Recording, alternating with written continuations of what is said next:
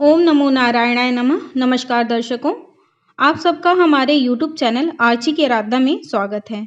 आज हम बात करने वाले हैं कि गुप्त नवरात्रि क्या है। बहुत से लोगों को इसके बारे में ज़्यादा जानकारी नहीं है, तो आज हम आपको बताएंगे कि गुप्त नवरात्रि क्या है, ये कब कब मनाया जाता है, इसका महत्व क्या है, क्यों मनाया जाता है, इसकी पूजा विधि क्या है और इस नवरात्रि में ऐसे कौन-कौन से कार्य हैं जो आपको नहीं करने चाहिए। गुप्त नवरात्रि में कौन सी चीज़ें दान करना चाहिए, क्या चढ़ाना चाहिए माता को और क्या दान देना चाहिए, और भी सारी जानकारियाँ हम आपको विस्तार में इस वीडियो में बताने वाले हैं।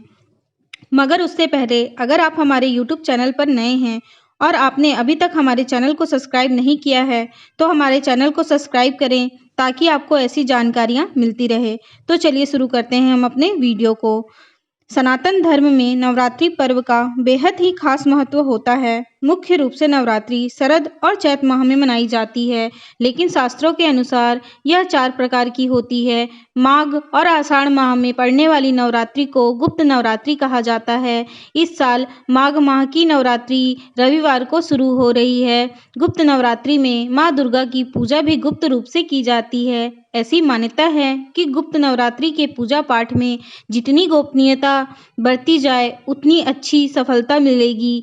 गुप्त नवरात्रि को खास तौर पर विशेष मनोकामनाओं की पूर्ति और सिद्धियां पाने के लिए मनाई जाती है। गृहस्थ जीवन वालों को इस नवरात्रि में सात्विक पूजा ही करनी चाहिए। तामसिक पूजा केवल अघोरी और तांत्रिक करते हैं। मान्यता है कि गुप्त नवरात्रि के साधक को माँ शक्ति का जाप, तप, अनुष्ठान, ध्यान आदि गुप्त तरीके से ही करनी चाहिए। जीवन में आ रही सभी बाधाएं खत्म होने लगती हैं। इस वर्ष यह नवरात्रि 22 जनवरी 2023 को शुरू हो रही है और 30 जनवरी 2023 को समाप्त हो रही है। ये नवरात्रि माघ महीने के शुक्ल पक्ष की प्रतिपदा तिथि में नवमी तक चलती है। नवमी को व्रत का पारण किया जाता है। पंचांग के अनुसार माघ माह के शुक्ल पक्ष की प्रतिपदा तिथि 22 जनवरी 2023 को सुबह 2:22 पर आरंभ हो रही है और 22 जनवरी को ही रात 10:27 पर इसकी समाप्ति है। घट स्थापना 22 जनवरी को ही किया जाएगा। आइए जान लेते हैं कि गुप्त नवरात्रि के महत्व क्या हैं। गुप्त नवरात्रि को खास तौर पर विशेष मनोकामना पूर्ति और सिद्धियां पाने के लिए मनाई जाती है। गृहस्थ जीवन वालों को इस नवरात्रि में देवी की सात्विक पूजा ही करनी चाहिए। गुप्त नवरात्रि आमतौर पर तांत्रिक और साधकों के लिए होती है। अघोर तांत्रिक गुप्त नवरात्रि में महाविद्याओं की सिद्धि करने के लिए उपासना करते हैं। आइए जान लेते हैं गुप्त नवरात्रि की पूजा विधि। शारदीय और चैत्र नवरात्रि की तर्ज पर ही गुप्त नवरात्रि में कलश की स्थापना की जाती है। सुबह शाम दोनों समय दुर्गा चालीसा या सप्तशती का पाठ और मंत्र का जाप करें। गुप्त नवरात्रि में माँ दुर्गा को भोग में लौंग और बतासा चढ़ाएं। इन दिनों आपको क्या क्या करना चाहिए, आइए जान लेते हैं।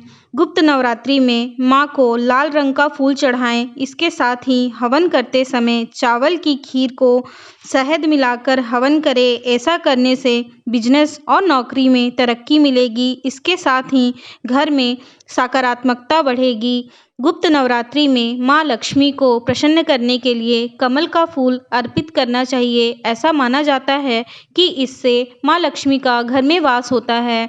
अपने घर में अखंड ज्योति अवश्य जलाएं।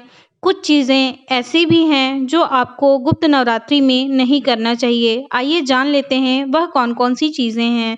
व्रत रखने वाले लोगों को बेल्ट, जूते, चमड़े की चीज़ों का इस्तेमाल नहीं करना चाहिए। व्रती को खाने में अनाज और नमक का सेवन नहीं करना चाहिए। विष्णु पुराण के अनुसार नवरात्रि के व्रत में दिन में सोना नहीं चाहिए।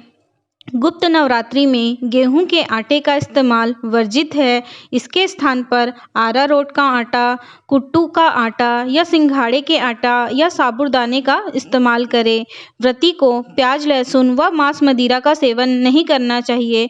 ज्योतिष शास्त्र के अनुसार नवरात्रि के इन 9 दिनों में 8 साल से छोटी कन्याओं को लाल चूड़ियों का दान करना सबसे उत्तम माना जाता है। ऐसा माना जाता है कि कन्याओं को देवी का स्वरूप मानकर उनको लाल चूड़ियां पहनाने से दैवी कृपा प्राप्त होती है।